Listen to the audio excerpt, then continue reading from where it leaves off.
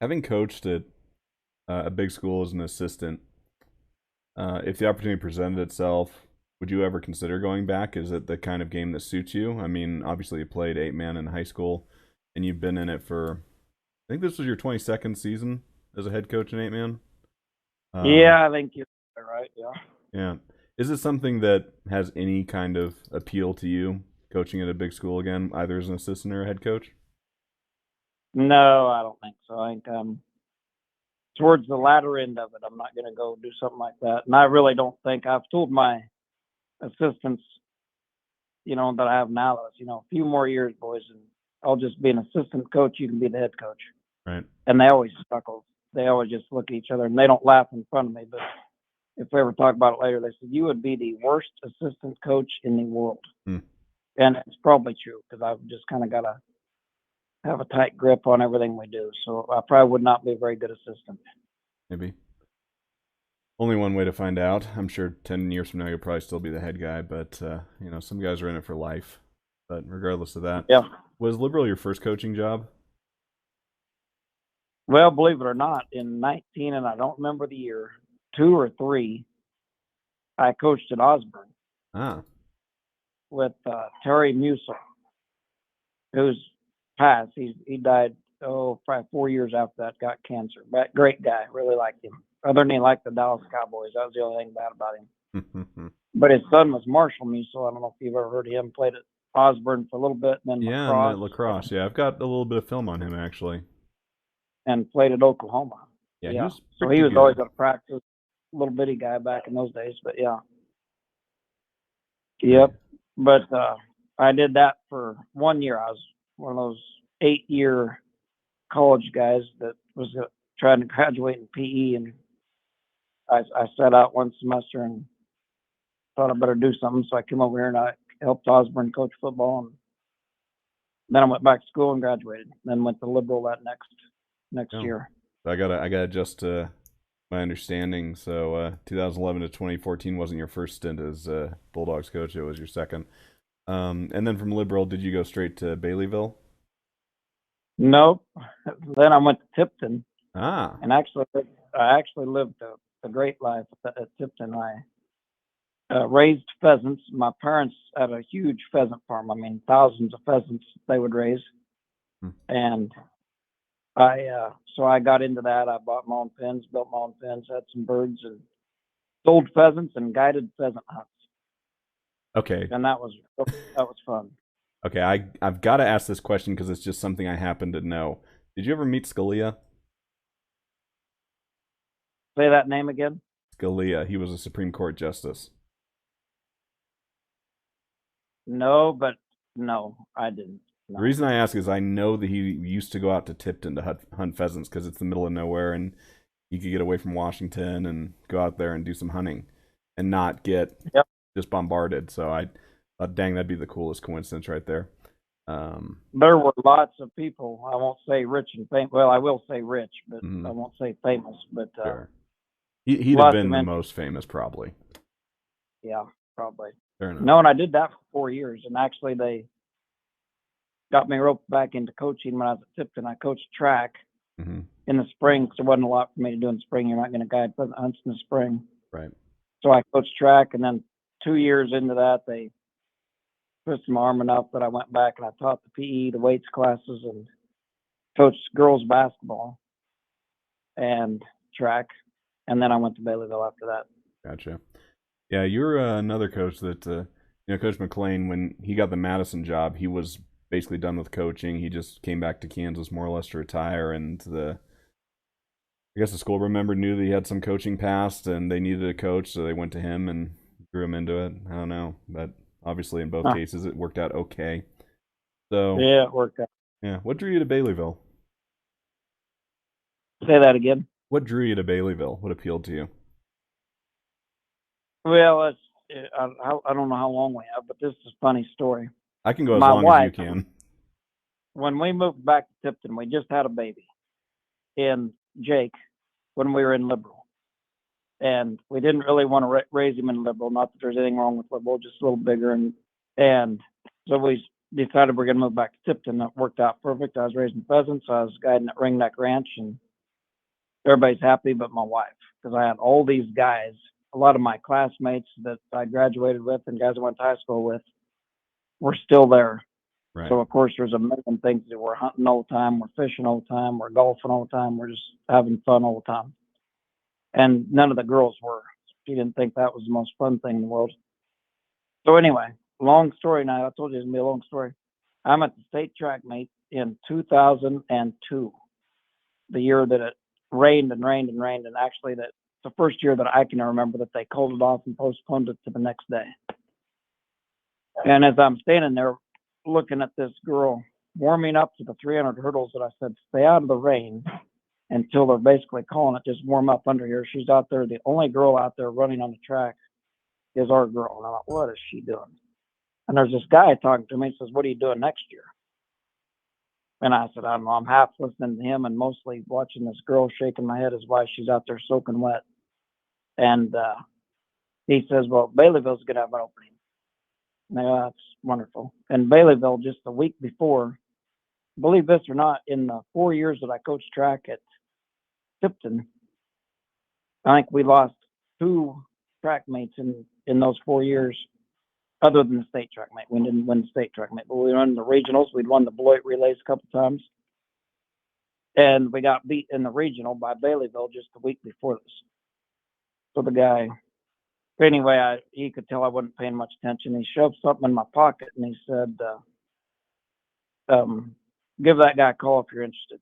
And I didn't even think about it. I went out there and yelled at our girl about getting out of the rain.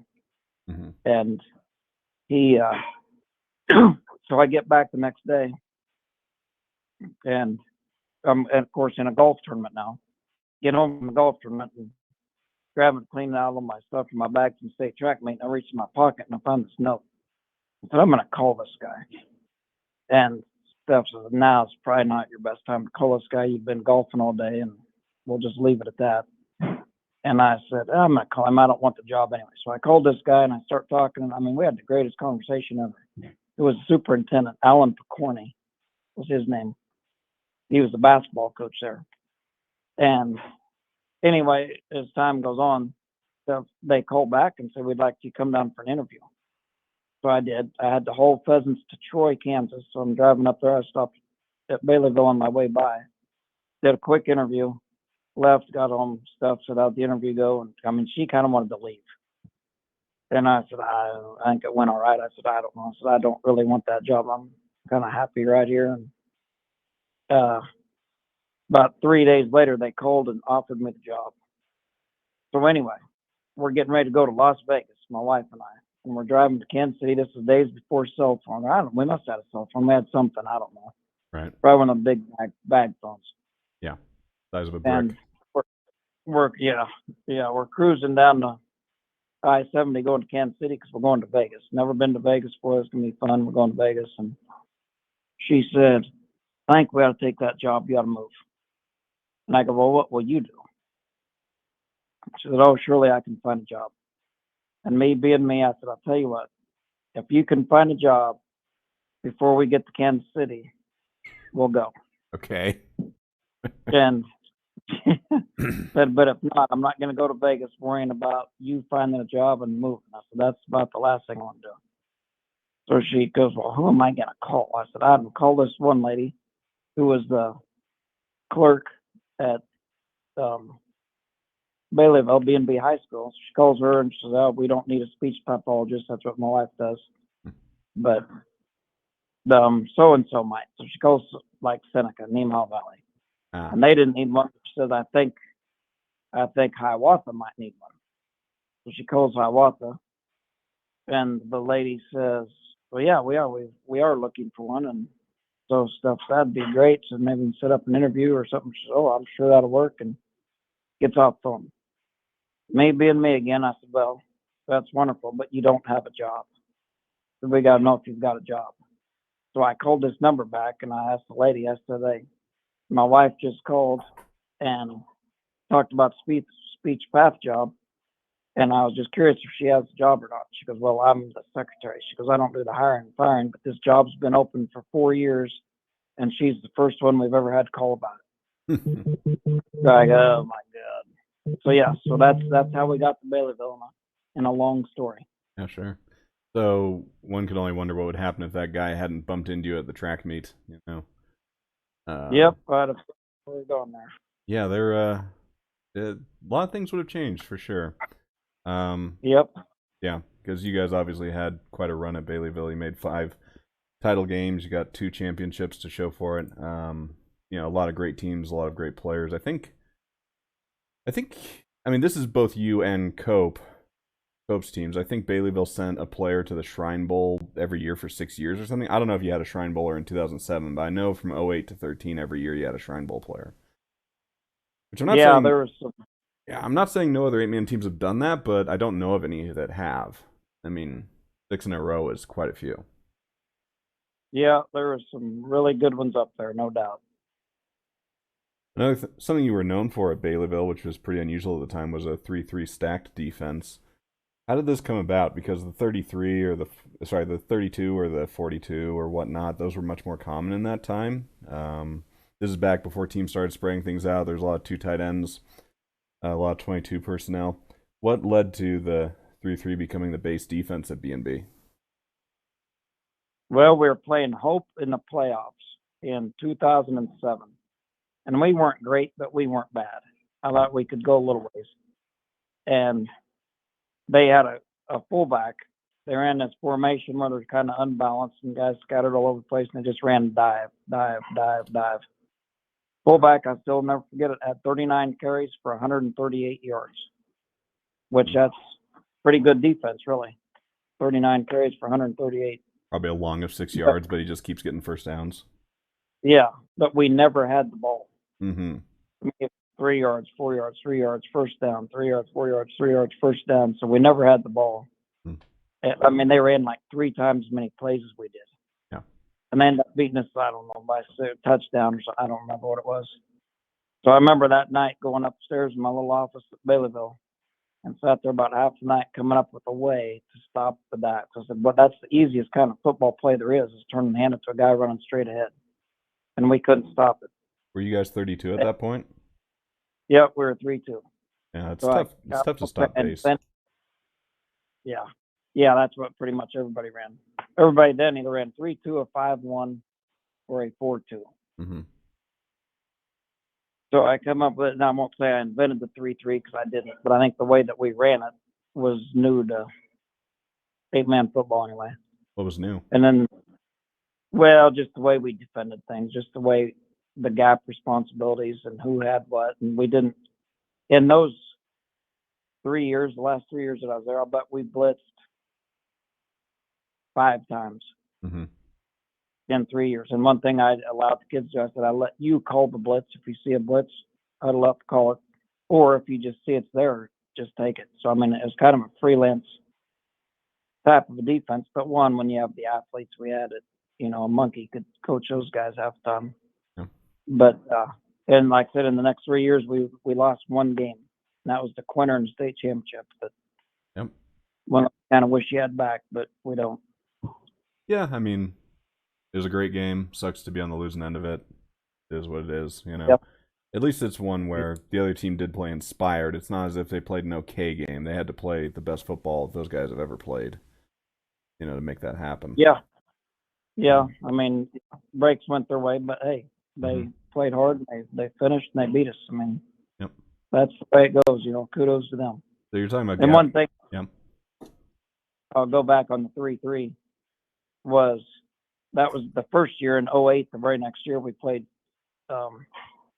Clifton Clyden State Championship. Mm-hmm. And old Russ Steinbrock, love him to death. Great guy, great coach. They had run a 3-2, 3-2, 3. They were just huge, humongous. I remember hearing on the radio once that their offensive line averaged more than K-State's at that time. I mean, we're talking 280, 300-pound guys. They were humongous. Yep. Here we go. They're going to pound it, pound it, pound it. And that offense, they used to run that little single wing looking thing, and they were very good. But we got there, and like I said, they run 3-2. We played them. They were in our leagues. We played them all the time.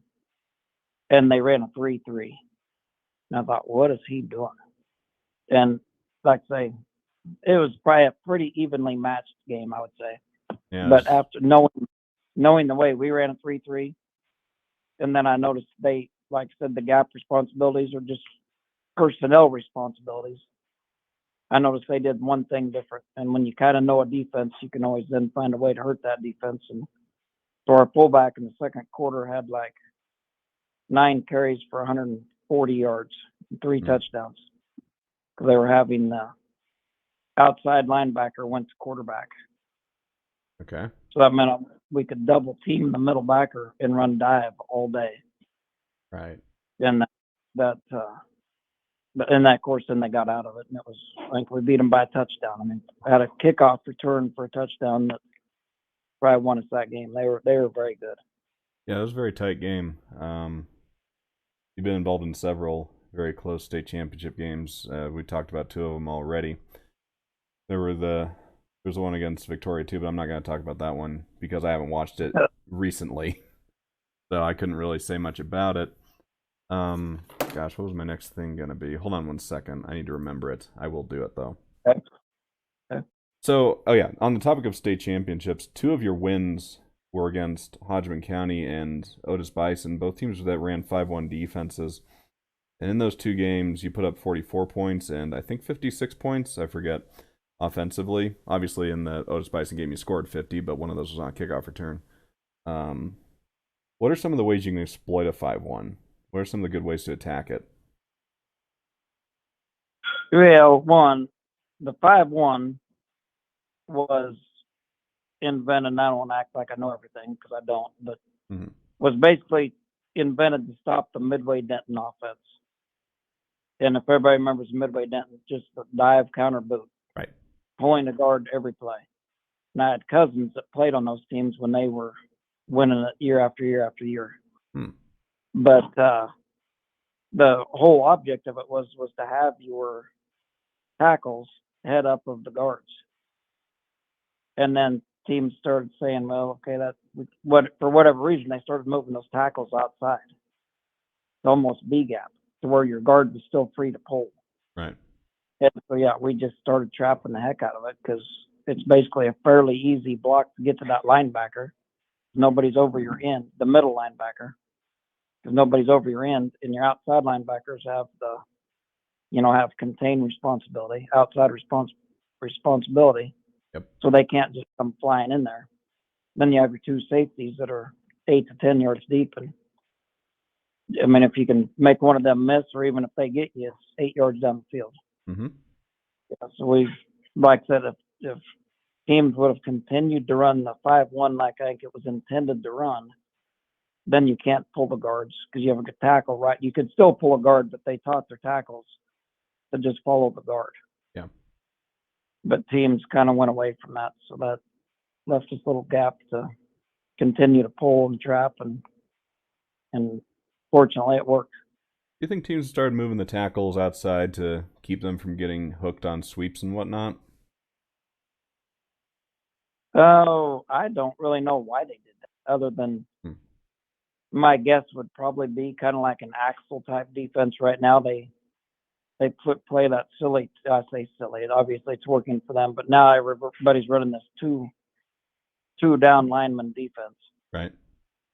And they line theirs almost head up your guards, but they always shoot A gap. Right. They're trying to be chaotic. So which requires a lot of all the films I watched on them before we played them. It took your center guard to block those 2 guys. Yep. Which left their linebackers to run free, and their linebackers were very good. Well, unblocked linebackers usually look pretty good, but yeah, those are good players to have for certain. Yeah. Yeah. What about in the passing game? How can you take advantage of the 5-1 nowadays? Well, our favorite play back in those days was called it 4-4-B fly. Both of our ends would run a down out, about an 8-yard down out, to make sure that they got the safety's attention. And then your outside backers would drop.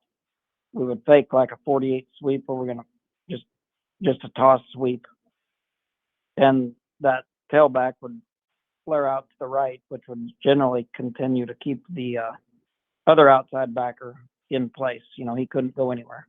Yep. Now he's got 2 guys in his zone, because most people played zone out of that.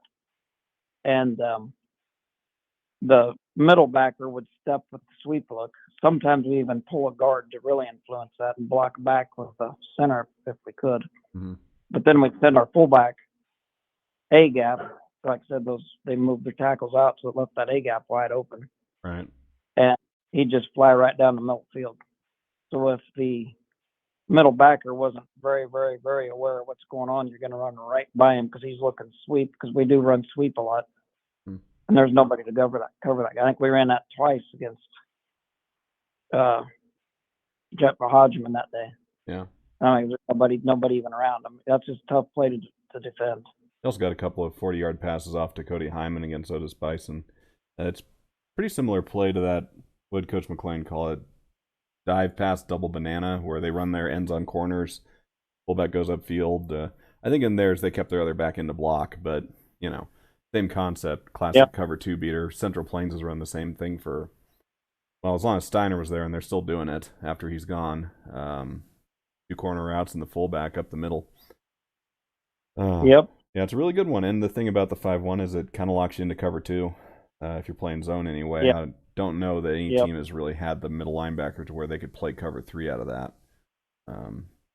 Now, Byrne, and the other good thing we've had is when I was at Baileyville, Byrne, which isn't even there anymore. They were pretty good for a while.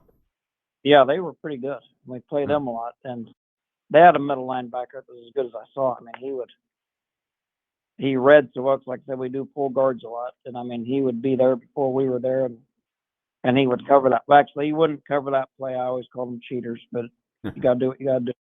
He'd just tackle that fullback as he'd come through. Yeah. So now there was nobody really on the pass route. I mean, the down outs weren't too hard to cover, because we weren't even really trying to get open. We were just trying to. Right, you were running them into their zones, if anything. Yep. Yeah. Yep. Well, one thing that distinguishes your career from pretty much everyone else besides Kevin Ayers is that you've made championships at 3 different schools in 8-man, which is pretty rare. What are some of the challenges of coming to a new school, trying to put your program in place, get things going? Because you've done it several times now, and everywhere you've gone, you've gotten success for your teams to different degrees. But what are some of the challenges that come with it, and what are some of the is there something special about going to a new place and managing to find success again? Is it even more enjoyable or satisfying than just doing it year on year on year at the same place? Oh, I mean, winning's fun regardless of where you're at. And it's not even so much the winning. Now, 10 years ago, I said it's all about winning, but nowadays it's more about just the process. Just to bring a group of boys together and have them strive to reach one goal and get better every day in practice, and just live good lives. Just be good guys. That's kind of our motto now. Is, go help grandma across the street, or be a nice guy, be a good guy. But it is fun to go to new places. But Baileyville was Baileyville. I mean, it'd been a while since they'd won a state championship before I got there, but they're still full of athletes.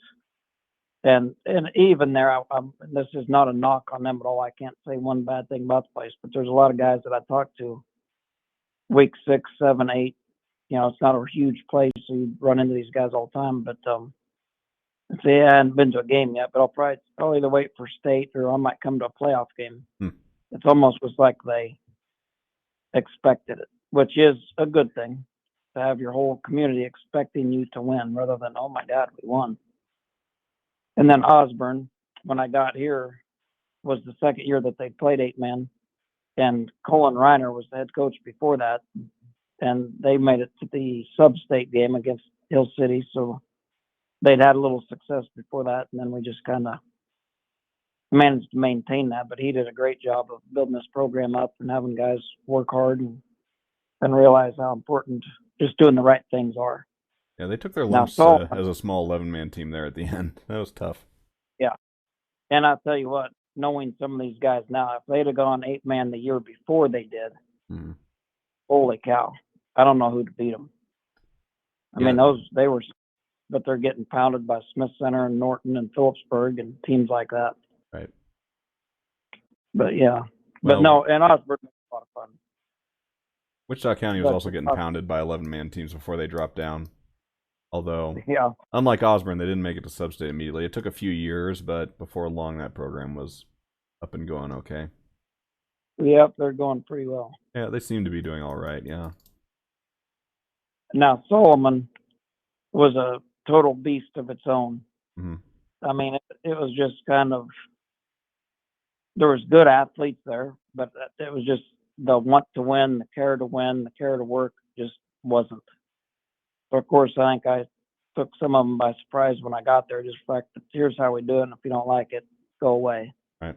And for the most part, everybody stuck around, and it was fun. Like I said, we that first year made it sub-state, and everybody was just in awe of how well we'd done. I mean, just they hadn't done that for a while, and they just thought that was the neatest thing.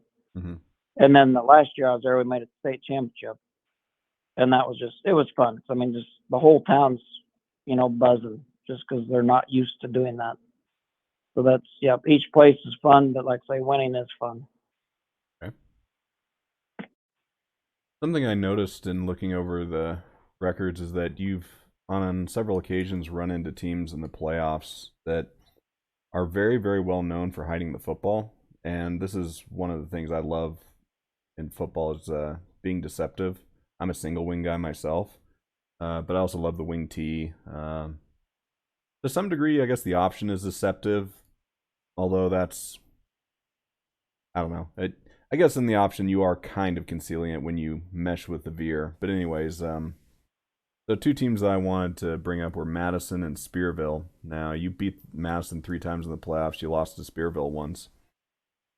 When it comes to defending teams that rely so heavily on misdirection, where the majority of plays, they're faking something else than what they're doing. With Madison, it's their trap series, and they're faking the sweep off of it and the boot. With Spearville, it might be their spin. It might be, some sort of ride action in front, or a fly sweep, or their reverse series. They've got a whole bunch of those. What makes that so tough, and what do you do to deal with teams that hide the ball so effectively? Well, like Spearville was next to impossible to read. They were so good at what they do. I mean, they were at a different level at that time for sure. Just to trying to find the ball, and then plus they had very good athletes. I mean, very good athletes can make anything look pretty good. But I mean, they had the speed, they had the size, they had everything. The Madison now, if I recall, which it's been a while, there was always a tip off. And if Fred listens to this, he'll probably be mad at me, but it was, and I honestly don't remember for sure, but it was something about either the way the guy went in motion. Sometimes they did that, we'd call it a duck walk. Like he would kind of just walk sideways. I know the one you're talking about. Yeah. And generally that meant one of two things. And if the guy went in motion, it meant basically one other thing, or a pass. But the other thing about them is generally when they pulled their guard, that they meant it. That's where the ball was going. Right. And so we just really, really, really followed guards and tried to beat them to the punch. But like I say, Spearville, we just didn't have an answer for. And kind of like you're saying about the option, thing that's opposite about Spearville is I don't know that they read anything or not, but they might pull a guard left like an influence block and run it right. But I don't know if but they had the option to run left or have two guys run right or vice versa. Kind of like if we run the option, you said it's kind of deception, but it's really not deception because the ball's still going the same way. Right. It's not like you're running the reverse off of it or you slid the ball to somebody else going the other way. It's option right, regardless who has it. The ball's going right. Unfortunately, due to my loyalty to Matt Fowler, I can't reveal all the ins and outs of those plays on air, but I'll tell you about them when we're done recording. All right. Yeah. They were good. Yeah. Well, he probably infuriates you even more nowadays because he's developed all sorts of plays where they pull false, where they'll pull, say, a guard and an end strong side, but it's actually a boot to the weak side. Yeah, he's found all sorts of. They did that some that year we played them in sub-state. Mm-hmm. But that's what I don't know. You can probably tell me that. Was it a read? Or did he just see something that he didn't like, so he kept it and ran the other way? I'd have to see the play you're talking about. I'd have to look at it. But he's taking it to a whole other level with pulling two guys the wrong way and things of that sort. So Yeah. it's gotten a little silly and interesting, but it's I'll tell you what, the longer I've been in this, the less I think teams read guards. mhm. Even Axel right now, as good as they are, I'm not so sure they really read guards. I mean, I've seen them more than once. A guy pull and the middle linebacker take a false step the wrong way. Yeah. You think everybody's just But looking in the backfield these days? I almost think so. And like us, we don't read guards anymore. We just attack. We have everybody's gap assignment, and here we come. And it's not always the same guy. It's the same gap. That's we keep you guessing that. But yeah, we don't read guards. We run what we're supposed to run, How much no of that matter what happens.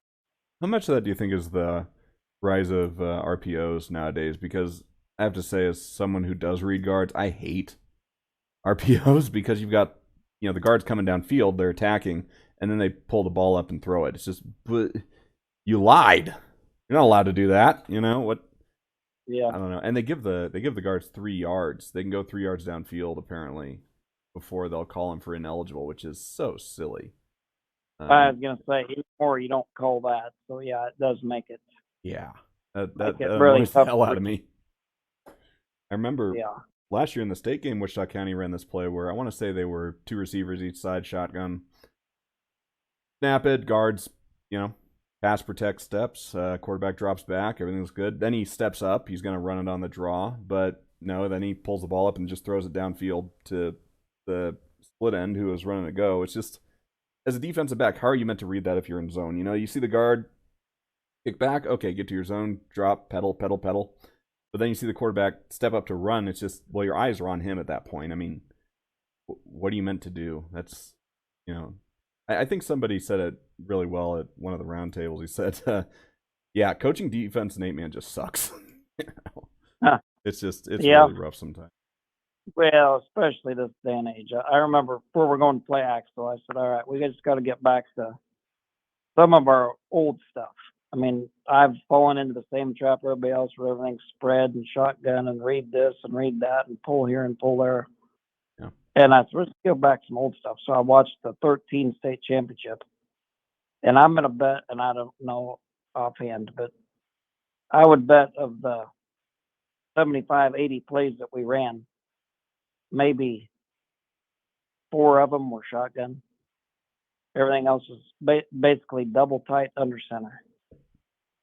And I wonder why did we go away from that? Maybe no, this would have been a great year, and we did. We did a lot of double tight this year, probably more double tight this year than we have in the last several.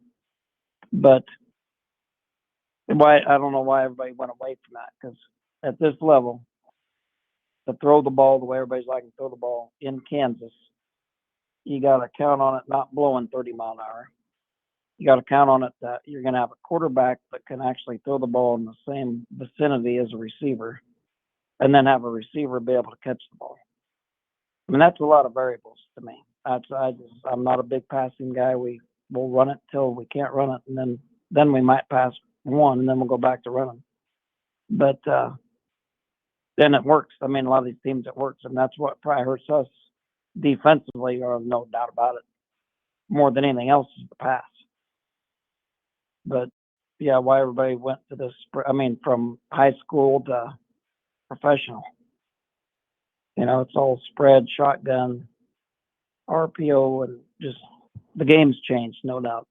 I think, well, and I think teams just over time have also realized more and more how much of a problem it is to defend vaccinate.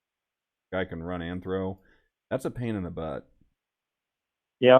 I've got all sorts of film from the 80s and 90s, and I'm not saying they never ran their quarterbacks, but the fullback would get the lion's share, or the tailback, whoever the main ball carrier was, one of those two backs would get most of the carries, and then the supplementary guy would get some, and then the quarterback would carry a few times a game. Yep. Whereas you look at a team like Axtell when they had, the last few years where it's just their ground game is built around their quarterback, whether that's running that ISO play, whether that's running speed option, but he's going to be the linchpin, and obviously he's a passer. And they're playing out in space, where the guy makes one guy miss, he's got a first down, no question. Whereas if you're playing 2 tight ends, sometimes you make a guy miss, well, maybe you get 4 or 5, but you don't always get a first down off that. Whereas in the spread, it's easier to make big things happen, I suppose, just by spacing guys out. Yeah. Yeah, it's Well, and I will also say this: I don't think coaches are as patient as they once were. I mean, a gain of 3 or 4 is a nice game, yeah, but boy, that's not. We got to have more. Let's. We got to throw the ball. We got to. So I mean, the patience is gone. You know, the days you don't see it much anymore. Of somebody just gonna grind it out. They they want to score quickly. it just reminded me of. I used to collect 11-man film too. I kind of fell off of that a few years ago, but I've got a Salina Central versus Hutchinson game from 2006. So this is when Hutchinson is, I think, two-time defending 6A champions. Salina Central was down that year compared to where they'd been, but I think the Mustangs had something like an 11-minute opening drive that they paid off with a touchdown. So when the Hmm. camera shows the scoreboard at the end of that drive, it's just there are 48 seconds left in the quarter or whatever, Yeah, or that's something like perfect. that. It's just, man, that was good, and they just kept Yep. converting third and fourth downs. It was really awesome. Yep. One thing that makes me a little sad that we only have an 80-yard field name, man, is you can't go on that 90-yard drive to milk away all the clock. Hmm. That's I don't know. I mean, probably it's for the best as far as the kind of kicking talent that we have. I mean, if we were on a 100-yard field, we'd never get touchbacks practically unless we had, I don't know, Graham Stevens, Blue River, or something like that kicking the ball. Um, yeah. There's yeah, and it's amazing and it does make sense. But the good teams always have that kicker. You know, the bad teams are lucky to keep it in play. Man, just and kicking's another thing. Kids probably just don't go out and kick. I mean, I remember we spend hours outside not just kicking a ball, but playing something with the ball that usually involved a kick at some point. But it just that's kind of another lost art, the kicking, because we haven't had a kicker. Now this year our kicker did, and he's just kind of a kicker by default. Our other kicker was hurt. We just put this other guy in there. It's just squib it, squib it, squib it. And the more he worked on it, he probably put 10 in the end zone for touchback this year, I'll bet. But yeah, it's just you don't see a lot of teams with great kickers yeah, very often. it's hard to find them sometimes. So something else that obviously stands out when looking back over all your years is that you've had many, many games coaching against Coach Hoyer from Hanover. And some of these came when you were at Baileyville, some of these came when you were at Osborne, none while you're at Solomon, obviously, due to geography and division. But what are some of the challenges that come with playing the Wildcats, the way he coaches them, the way he exploits things? Because you two are actually, I don't want to say unique, but when I think of certain coaches, I think of certain plays or certain concepts, certain schemes. And it's not that you guys don't have those things, but I also get the sense that very much you adapt to your personnel year on year. So, for example, in 2015, when he didn't really have the people to hammer it like he likes to on offense, Hoyer went to a passing attack, and I think Will Bruno set all the records for yards and touchdown passes in 8-man in a season, things of that sort. But what are some of the challenges he presents and that team presents? Well, just that. And I'll still go back to not taking anything away from Coach Hoyer, but when you have good athletes, I mean, the silly saying it's the Jimmies and Joes, not the X's and O's. That's about 95% true. And a lot of the times they have the better guys. But I will definitely agree. He makes you, regardless of what their strengths or weaknesses are, you've got to defend the whole field. I mean, they might throw one deep, they might throw one short, they might run the ball, they might run a sweep, they might run a reverse. They will come at you in so many formations and different motions out of those formations that I mean it takes you a long time to prepare to play them for sure.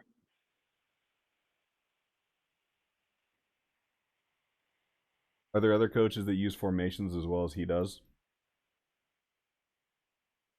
Any that come to Axel's getting. mind? I mean, Axel really is. They're kind of getting there. They do now. Axel, and it is what it is very predictable. I mean, you could we could call out the play they were going to run 90% of the time before they ran it. They're again back to Jimmy's and Joe's. Their guys, and we like I say we did our goal going into that game last week was let's stop them.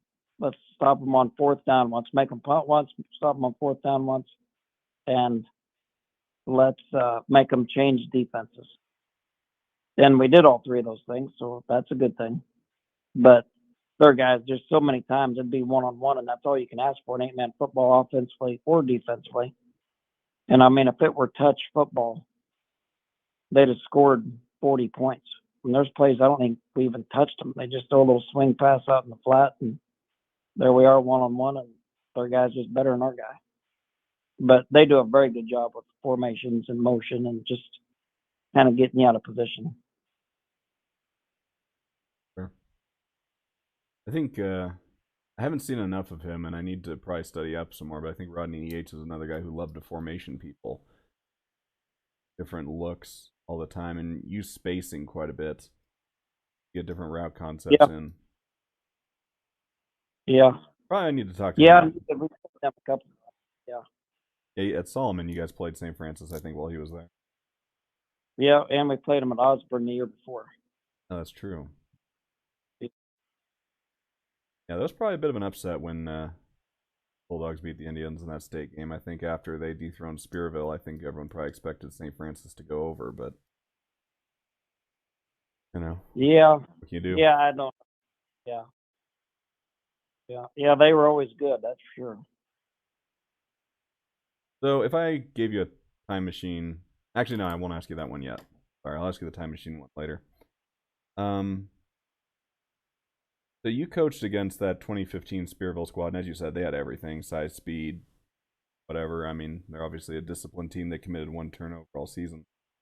You also coached against that 2018 Central Plains squad that was pretty good, you know, at the least, you know. Yeah. If those two teams were to play each other, do you have any notion of which team you'd expect to win more often than not? Boy, I don't know. I'd like to be there to watch it though. Yeah. Because I mean, their Central Plains' defense is probably as good as I've seen in all my years. I mean, they were strong across the board. Yeah, they were very good. They had 3 studs up front that, in a lot of years, any one of those guys could have made the case for being the best defensive lineman in 8-man that season, you know? And they all happened to be on the same team. And then they had good linebackers, and they had stud-free safety and good corners. Yeah, that's really difficult to deal with. Same time, though, I would say that Spearville squad was really good at taking advantage of 32 defenses. I think it would have been one heck of a game.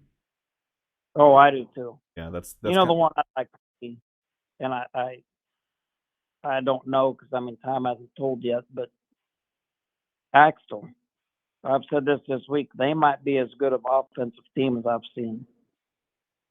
That they like I said, they spread the field, they get you one-on-one, they're going to win because they're bigger, faster, stronger. But I'd love to see them against Central Plains as well. Ooh. Just what would happen.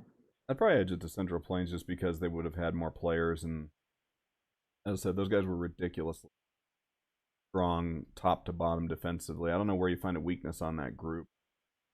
No. Nope. The only weakness that I pointed out, and this is funny, I just told this the other day. Somebody asked me this, but guy said their safety. What was his name? NG's. Yeah. I said, guys, that's the weakest link I can find on this team right here. I said, I've got a play. If we block this right, that's going to put our quarterback, who is about 6'3", 205, 210, on him.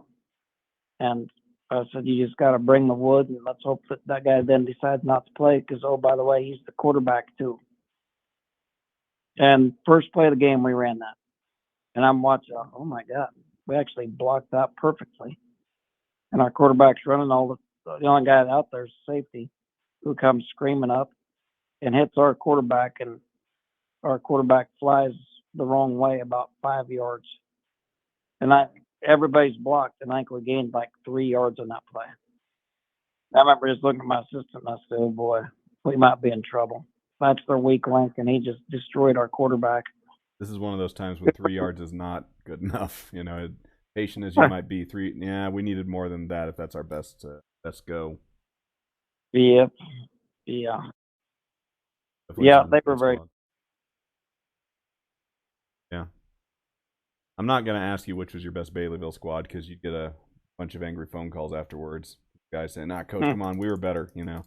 I won't do that Yeah. to you, but it's tempting, But tell me a little bit about the last state game you guys competed in 2019. This is your now, as I know now, your third stint coaching at Osborne, and you guys Yep. went up against the aforementioned Axtell Eagles. Who, by the way, for context, for those who don't know, Axtell had just ended Hanover's three-peat run. They had beaten the Wildcats twice in the same season. I don't want to say big time Cinderella story, but they were the underdogs. They had, overcome a lot. I think a lot of folks looked at that game and said, "Okay, this is their chance. This is their time. They've finally done it. They've killed the king. Now they get to take the throne. All that sort of thing." Yeah. Yeah, they did that. And I'll tell you what, another thing I've said a lot the last couple of weeks was that when I was at Baileyville, we would play Axel and Hanover, of course, every year in the same league, a lot of times same district, and we'd always beat Axel. And I say, oh, I don't mean that as a slam to them. I'm just saying that we never lost to Axel. And most times, I think every time there too, we beat Hanover. Yep. Might have been one. I don't remember. Might have lost to them once. Hanover beat But you in 2006 and 2007. okay, I was going to go back there because I know there was 2 years though that they were very good. So I don't. You're right. Good. Thank you. But at the end of the year, then we generally play Hanover in the playoffs, or I say generally a couple times. And by the end of the year, whether we won state, they won state, whoever won state, we'd kind of talk. And a lot of times, Axel was the third best team we'd played that year, but nobody'd hear of them. They wouldn't even make the playoffs. So I mean, their time was coming, and they are due their time. But that's enough's enough. Let's move on. But yeah. Now I forgot what your question was. I Even was just before I going got to off ask about that. the 2019 state game. Yeah, that was one. Like I said, when I came back to Osborne, I had an assistant coach who had never seen an 8-man football game. Played 11-man. He's from Osborne. He's a physical therapist out of the high school, Solid. or at the high school hospital. And my other assistant had never played football, and not that matters. And I've played football, to coach football, but never even been around it. Was So this anyway, as the was year this went, other these guys. assistant? Was this other assistant the pastor? Yep. Yep. Okay. Yep. Just Great for guy. just for reference, my mother goes to that church, so Really good guy. I really like him. Yep. Oh, Isaac. Yes. But and so we start out the year, and I mean it. And I'm not as an oh poor me by any means. I don't mean to bring attention to me at all. I'm just saying, basically, with these two guys, I'm doing both sides of the ball, offense, defense. Which for years having a defensive guy, I'd forgotten how hard that was to do both sides of the ball. And as the year went, these guys got better and better and better. And by the end, they were very good, very, very good. Then we go to play Axel and sat down and started watching film that weekend before. And like I said, they will formation you to death and motion you to death to where you just don't know what the heck's even going on. And I just remember the look on these guys' face like, oh my goodness, how do we do it? And anyway, we actually threw in another defense, one that we'd kind of worked on all year. We've just never used it.